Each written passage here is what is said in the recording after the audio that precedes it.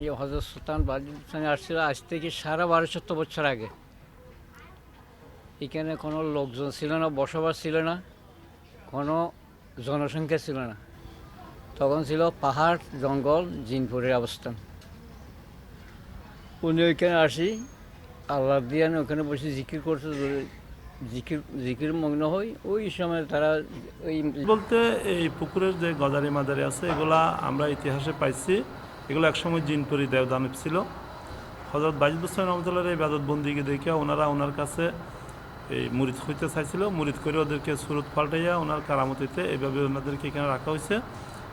আমরা ইতিহাসে এটাই পাইছি। অনেক মানুষ আছে এখানে, খাবার দাবার খাওয়ায় এখানে। আর সবসময় একই নিয়ম আসে না, কোনো দিন বেশি আসে, কোনো দিন কম আসে, সেইভাবে আসে। যে গজারি মজারিগুলো দেখছেন ওগুলো হলো আসলে জিন। ওগুলো তাদেরকে বন্দি করে এখানে রাখছে। উনি যে এখানে আসছিল সেই স্মৃতি হিসাবে এখানে রাখা। কিন্তু আশেপাশের পরিবেশ থেকে শুরু করে এখানে সামনে একটা আমরা দেখছি একটা পুকুর আছে, যেটাকে কচ্ছপ আছে।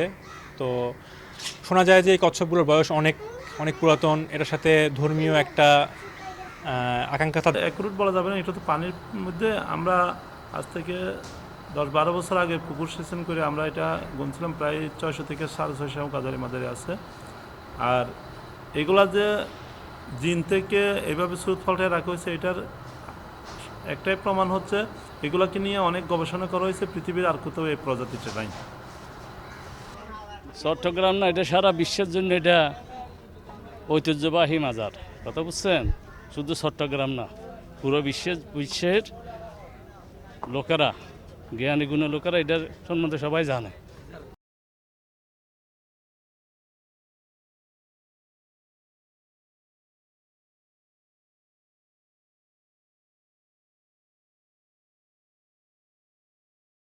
নতুন প্রজন্মকে এরা আসে এটার তথ্য আছে, এখানে বই আছে, এগুলো পড়ে ওনার সম্বন্ধে জানবে।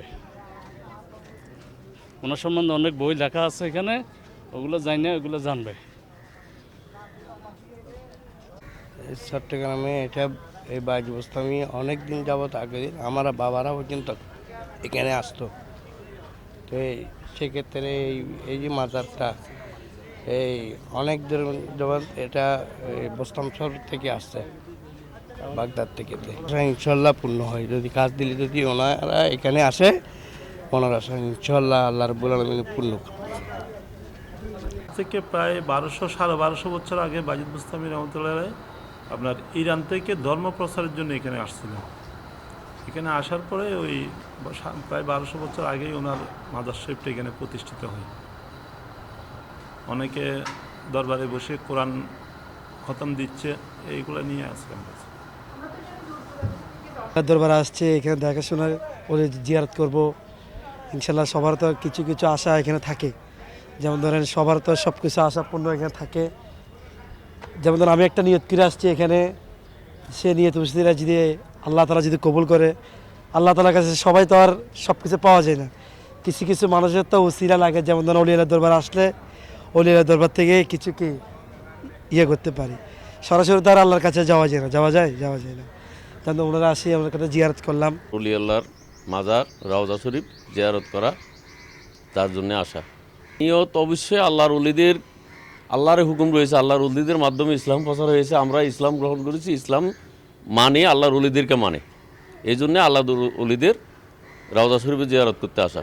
ইসলামী উনি ওনার মায়ের সেবা করতে যাইয়ে উনি অলি হিসেবে এখানে এসে ওনার যে আস্তানা, এই আস্তানা আমরা ছোটোবেলা থেকে আসা, এখনও আসতেছি, আমার পরিবারকে নিয়ে আসছি।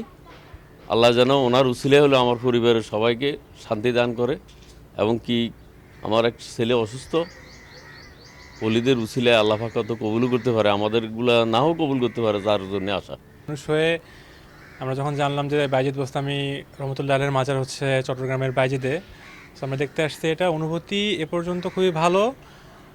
আশেপাশের পরিবেশ এর সাথে মাজারের সাথে মানে বাংলাদেশের মানুষের বা চট্টগ্রাম মানুষের একটা ধর্মীয় অনুভূতি আছে আর কি, আমরা যেটুকু জানি, বা ধর্মীয় বিধিনিষেধ আছে।